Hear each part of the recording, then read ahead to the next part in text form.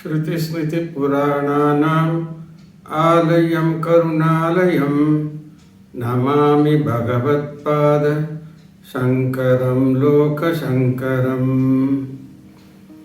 ನಮಸ್ಕಾರ ಆಧ್ಯಾತ್ಮಿಕ ಬಂಧುಗಳೇ ಮತ್ತು ಬಾಂಧವರೇ, ನಾನು ಸ್ವಾಮಿನಾಥನ್ ಸುಬ್ರಹ್ಮಣ್ಯನ್. ಶ್ರೀ ಆದಿಶಂಕರರು ರಚಿಸಿದ ಶ್ರೀ ಸುಬ್ರಹ್ಮಣ್ಯ ಭುಜಂಗಂನ 10ನೇ ಶ್ಲೋಕವನ್ನು ಈಗ ನಾವು ಅನುಭವಿಸಲಿದ್ದೀವಿ. ಶ್ಲೋಕ ಈ ಥರ ಇದೆ: ಸುವರ್ಣಾಭದಿವ್ಯಾಂ ವರೈರ್ಭಾಸಮಾನಾಂ ಕ್ವನತ್ಕಿಂಕಿಣಿ ಮೇಖಲಾ ಶೋಭಮಾನಾಂ ಲಸತ್ ಹೇಮಪಟ್ಟೇನ ವಿದ್ಯೋತಮಾನಾಂ ಕಟಿಂಬಾಭಯೇ ಸ್ಕಂದತೆ ದೀಪ್ಯಮಾನಾಂ.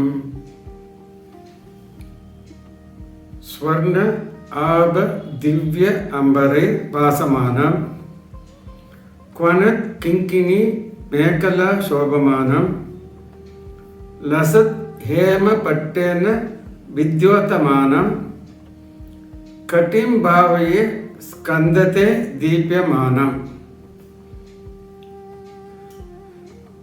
ಈ ಹಿಂದಿನ ಶ್ಲೋಕಗಳಲ್ಲಿ ಅಂಗಗಳ ವರ್ಣನೆ ಅಂತ ಬಂದಾಗ ಮೊದಲು ಕಾರ್ತಿಕೇಯ ಅಂತ ಹೇಳಿ 6 ಪುಟ್ಟ ಮಗುವನ್ನು ಅವರು ವರ್ಣಿಸಿದರು. ಅನಂತರ ಸುಬ್ರಹ್ಮಣ್ಯನ ಪಾದವನ್ನು ವರ್ಣನೆ ಮಾಡಿದರು. ಈಗ ಅವರು ಸುಬ್ರಹ್ಮಣ್ಯನ ನಡುಭಾಗ ಅಂದರೆ ಸೊಂಟವನ್ನು, ಕಟಿಂ ಅಂದರೆ ಸೊಂಟ, ಅದನ್ನು ವರ್ಣನೆ ಮಾಡ್ತಾರೆ. ಸುಬ್ರಹ್ಮಣ್ಯ ಅಲಂಕಾರ ಮಾಡಿಕೊಂಡಿದ್ದಾನೆ. ಸ್ವರ್ಣ ಆಭ ದಿವ್ಯ ಅಂಬರೈ ಭಾಸಮಾನ ಅಂದರೆ ಸ್ವರ್ಣ ಅಂದರೆ ಚಿನ್ನ, ಆಭ ಅಂದರೆ ಒಂದು ಹೊಳಪು, ದಿವ್ಯ ಅಂದರೆ ಶುದ್ಧ, ಅಂಬರೈರ್ ಅಂದರೆ ಉಡುಪು. ಶುದ್ಧ ಚಿನ್ನದ ಬೆಳಕಿರುವಂಥ ಒಂದು ಶುದ್ಧವಾದ ಉಡುಪನ್ನು ಧರಿಸಿದ್ದಾನೆ. ಆ ಉಡುಪು ಭಾಸಮಾನ, ಪ್ರಕಾಶಮಾನವಾಗಿದೆ.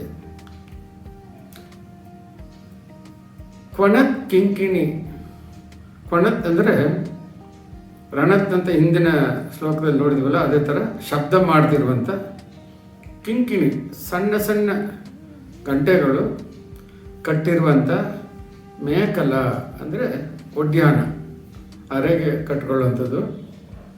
ಶೋಭಮಾನ, ಶೋಭಿಸ್ತಾ ಇದೆ. ಲಸತ್ ಹೇಮ ಪಟ್ಟೇನ, ಲಸತ್ ಅಂದರೆ ಪುನಃ ಒಂದು ಕಾಂತಿಯುಕ್ತವಾಗಿರುವಂಥ, ಹೇಮ ಅಂದರೆ ಚಿನ್ನ, ಪಟ್ಟೇನ ಒಂದು ಪಟ್ಟಿ, ಹೇಮದ ಪಟ್ಟಿ, ಅದರಲ್ಲಿ ಮಿಂಚು ಥರ, ವಿದ್ಯೋತಮಾನ, ಅದು ಮಿಂಚು ಥರ ಹೊಳಿತಾ ಇದೆ. ಕಟಿಂ ಭಾವಯೇ ಸ್ಕಂದತೆ ದೀಪ್ಯಮಾನ,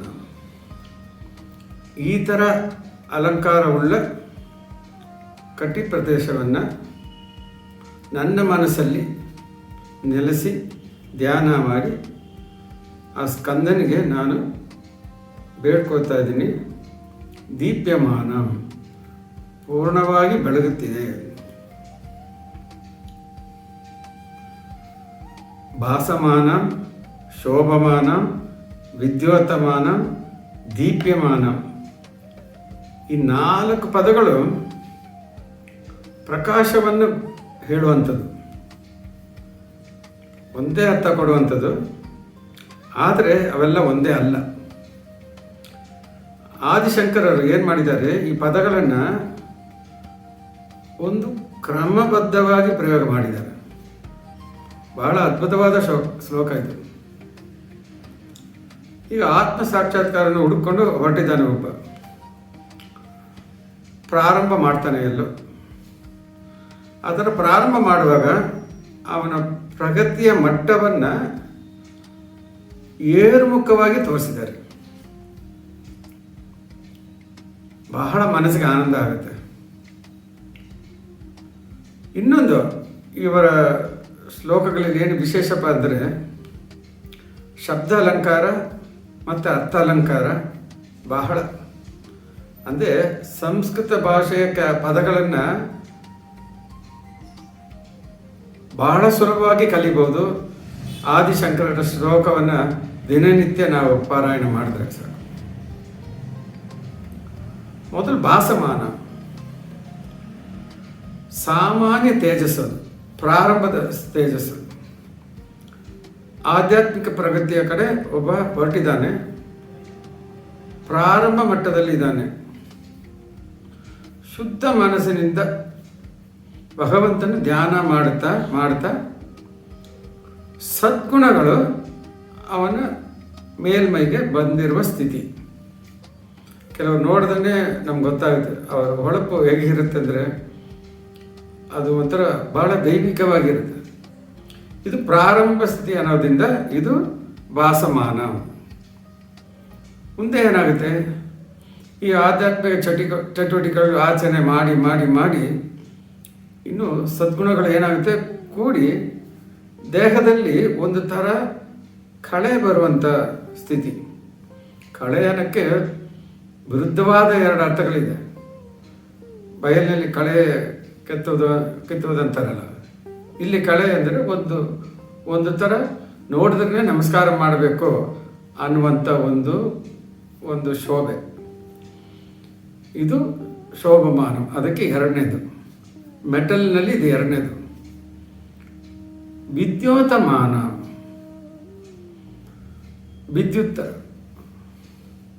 ವಿದ್ಯುತ್ ಚಂಚಲಂ ಕ್ಷಣಿಕ ಅಂತ ಹೇಳ್ತಾರೆ, ಶಂಕರರೇ ಹೇಳಿದ್ದಾರೆ.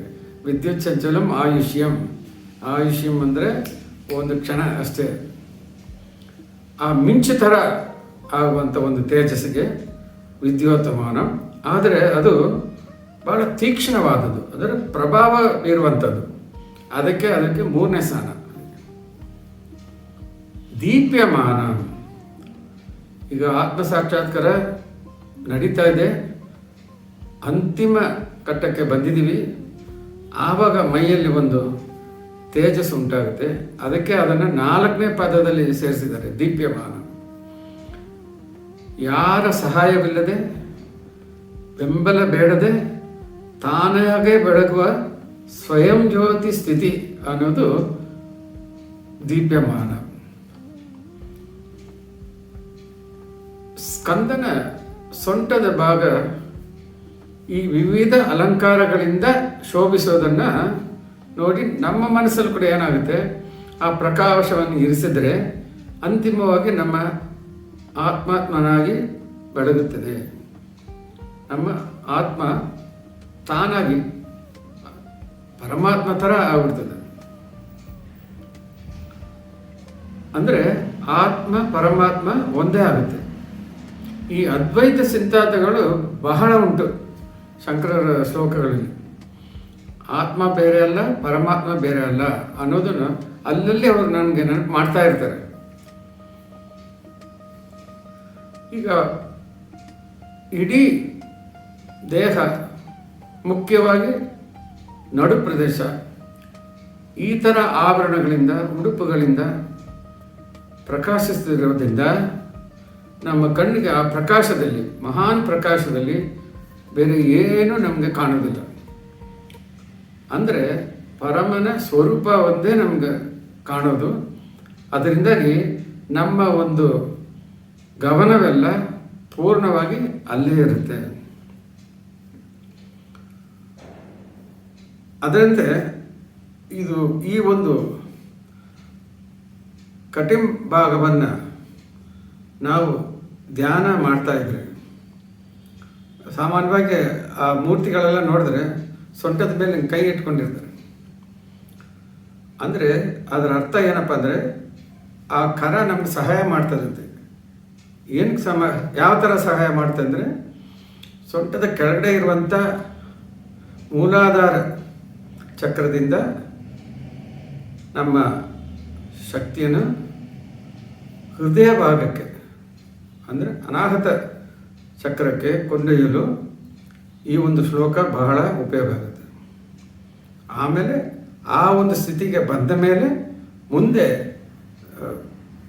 ಶ್ರಮ ಪಟ್ಟರೆ ಸಹಸ್ರಾರ ಸ್ಥಿತಿಗೆ ನಾವು ಹೋಗ್ಬೋದು. ಈ ಸದಾ ಚಂಚಲದಲ್ಲಿರುವಂಥ ನಮ್ಮ ಮನಸ್ಸನ್ನು ಭಗವಂತನ ಕಡೆ ತಿರುಗಿಸಿ ಏಕಾಗ್ರತೆಯನ್ನು ಬೆಳೆಸ್ಕೊಳ್ಬೇಕಂದ್ರೆ ಈ ಒಂದು ಶ್ಲೋಕ ನಮಗೆ ಬಹಳ ಉಪಯೋಗ ಆಗುತ್ತೆ. ನಾವು ಕೂಡ ದೇವರ ಪ್ರಾರ್ಥನೆ ಮಾಡುವಾಗ ನಮ್ಮ ಚಿತ್ತ ಭಗವಂತನ ಮೇಲೆ ಸದಾ ಇರಬೇಕು ಅಂತ ಹೇಳಿ ಈ ಶ್ಲೋಕವನ್ನು ಮೊದಲು ಹೇಳಿ ಅನಂತರ ಪ್ರಾರ್ಥನೆಯನ್ನು ಪ್ರಾರಂಭ ಮಾಡಿದ್ರೆ ಫಲ ಸಿಗುತ್ತೆ. ಏಕಾಗ್ರತೆಯನ್ನು ಬೆಳೆಸುವಂಥ ಶ್ಲೋಕ ಇದು. ಇದನ್ನು ನಿತ್ಯ ಪಠಿಸೋಣ. ನಮಸ್ಕಾರ.